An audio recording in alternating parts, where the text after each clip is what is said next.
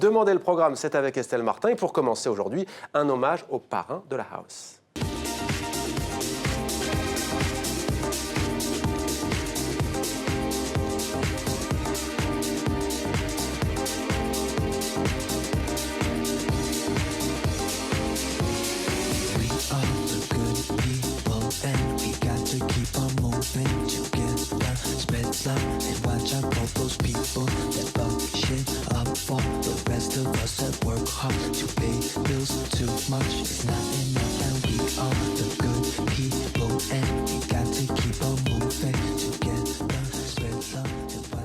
Bonsoir Estelle, ravi de vous retrouver. Frankie Knuckles ne fera plus danser les foules avec ses patines. Le DJ star de Chicago s'est éteint, il avait 59 ans.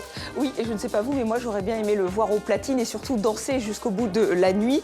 C'est lui qui a inventé ou presque la house music, c'était dans les années 80. Alors la house, c'est un rythme minimal avec une ligne de basse proche du funk auquel on rajoute des voix, on sample des voix pour être totalement francophone. Alors il avait inauguré une nouvelle façon d'utiliser les disques en club, donc en boîte de nuit. Il ne les enchaînait pas, il les mélangeait entre eux en utilisant le sampling, toujours francophone. On échantillonne. Voilà, il a sorti donc le disco du conformisme pour en faire du deep house. C'était aussi un remixeur très remarqué. Michael Jackson avait fait appel à lui, et c'était pas le seul. Son truc à lui, c'était une rythmique insistante pour danser jusqu'au bout de la nuit. Donc il restera pour beaucoup, pour tous les amateurs de musique et tous les noctambules, le parrain de la house. Et aussi, sachez qu'un boulevard de Chicago porte son nom. Donc voilà, on a reconnu son talent à Frankie Knuckles. Eh bien, on le saura, Estelle. Un boulevard à son nom. Cinéma maintenant, avec la sortie de Pelo Malo en France, un film vénézuélien. Oui, c'était pas si courant, un film vénézuélien. Donc, Pelo Malo, qui veut dire cheveux rebelles, vous allez vite comprendre pourquoi. Alors, la réalisatrice, Mariana Rondon, est parfaitement francophone. Un souvenir de ses années de jeune fille au père à Paris. Et elle nous emmène dans une banlieue pauvre de Caracas, dans une famille monoparentale. Une mère veuve au chômage, elle a 2 enfants, un petit bébé, et Junior, qui a 9 ans. Junior, qui voudrait avoir les cheveux lisses, mais il a les cheveux rebelles. Junior, qui est aussi très sensible au charme des jeunes hommes, dont l'épicier. Et ça, sa mère, elle a beaucoup de mal avec ça. Donc c'est vraiment un film sur une relation mère-fils, une relation compliquée, très tendue. Il y a vraiment une violence. Et pour Mariana Rondon, la réalisatrice, c'est aussi une métaphore de la violence qui existe au Venezuela. Nous l'avons rencontrée, elle nous explique tout ça. Junior,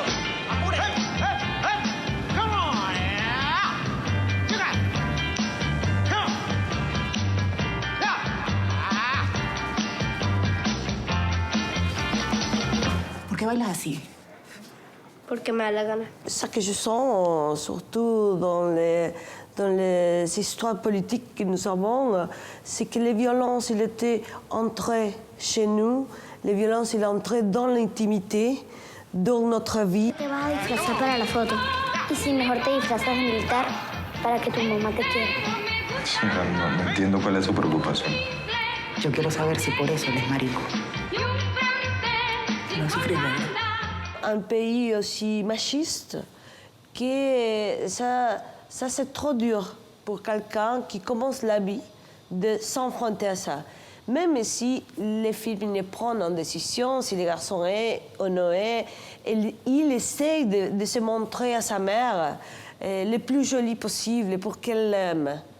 C'est ça vraiment l'envie de lui.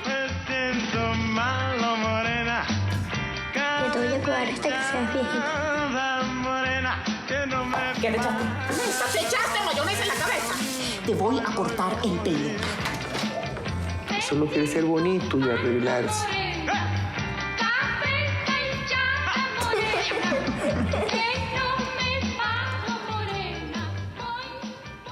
Voilà, c'est un film vraiment réussi sur ce rapport mère-fils. Elle est très dure avec lui, ça peut être choquant. Même la réalisatrice expliquait qu'en Occident, c'était assez mal vu. Mais en fait, elle n'a pas le choix, la mère. Elle n'a juste pas le choix. Oui.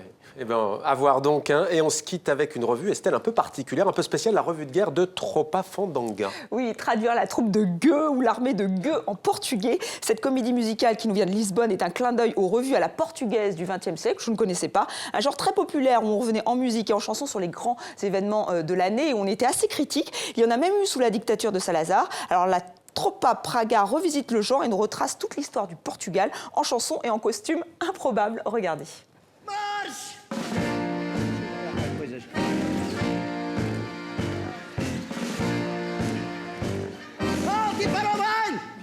tô agora ainda tudo para trás.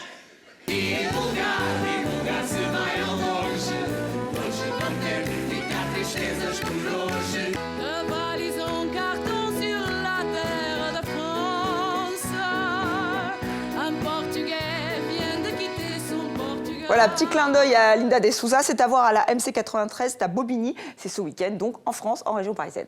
Estelle Martin, merci beaucoup Estelle.